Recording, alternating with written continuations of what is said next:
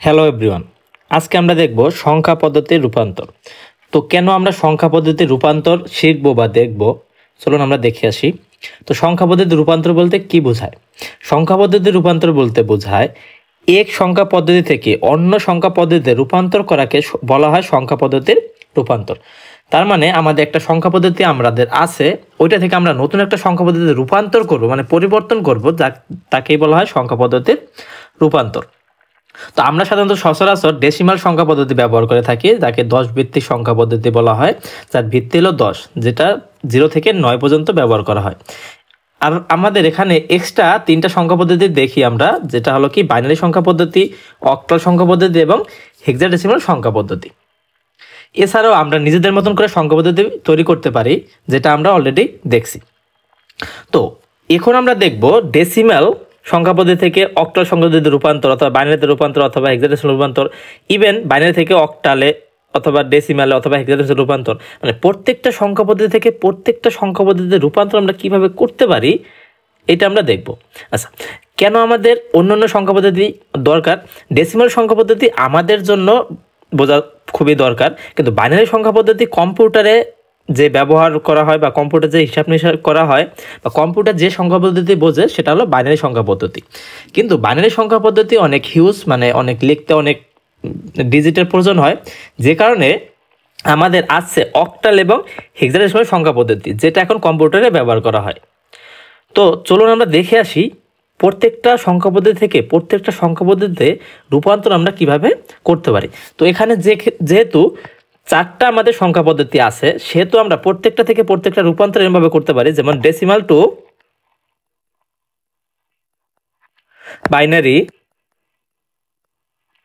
আবার decimal two octal, decimal two hexadecimal. একইভাবে আমরা বাইনারি থেকে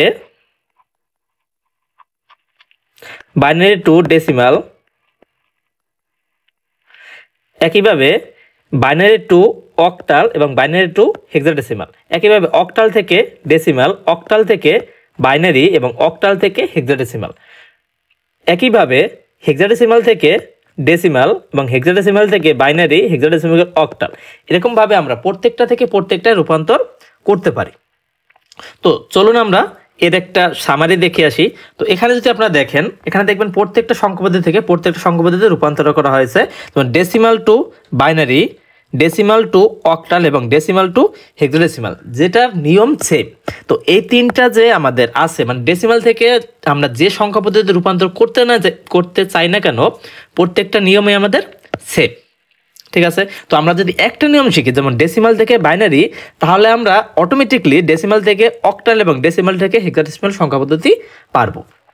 তো একইভাবে আমরা পরে যদি দেখি বাইনারি থেকে ডেসিমাল, অক্টাল থেকে ডেসিমাল এবং হেক্সাডেসিমাল থেকে ডেসিমাল, মানে বাইনারি, অক্টাল, হেক্সাডেসিমাল থেকে যদি আমরা ডেসিমালে পরিবর্তন করতে চাই তাহলে আমাদের নিয়ম সেম। তার মানে আমরা যদি বাইনারি থেকে ডেসিমালে আমরা শিখি, তার পরবর্তীতে আমরা অক্টাল থেকে এবং হেক্সাডেসিমাল থেকে ডেসিমালে রূপান্তর করতে পারবো, কারণ আমাদের নিয়ম সেম।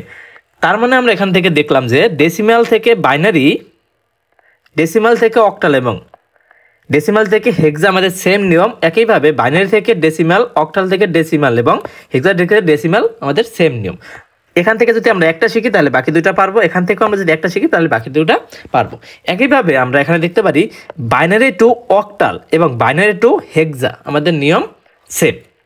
ঠিক আছে, তো বাইনারি থেকে আমরা যদি অক্টালে পরিবর্তন করতে চাই এবং বাইনারি থেকে হেক্সা পরিবর্তন করতে চাই, আমাদের নিয়ম সেম থাকবে, শুধুমাত্র এখানে 3টা ডিজিট নিয়ে কাজ হবে আর এখানে 4টা ডিজিট নিয়ে কাজ হবে। আমরা এগুলো দেখবো পরবর্তীতে, কোনো সমস্যা নাই।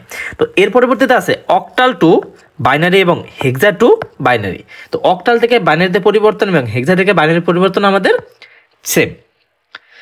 একইভাবে আমাদের আছে এখানে অক্টাল টু হেক্সা এবং হেক্সা টু অক্টাল। তো এটা আমাদের ভিন্ন নিয়ম, অক্টাল থেকে হেক্সা এক নিয়ম এবং হেক্সা থেকে অক্টাল আরেক নিয়ম। ঠিক আছে, তো এই ছিল আমাদের টোটাল 12টা পরিবর্তন। তো আমরা যদি দেখি এখানে আমাদের টোটাল হতে পারে 12টা কম্বিনেশন।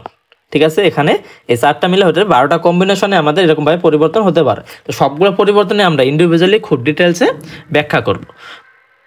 তো এগুলো দেখতে পরে ভিডিওগুলো আমাদের ফলো করুন। ধন্যবাদ সবাইকে।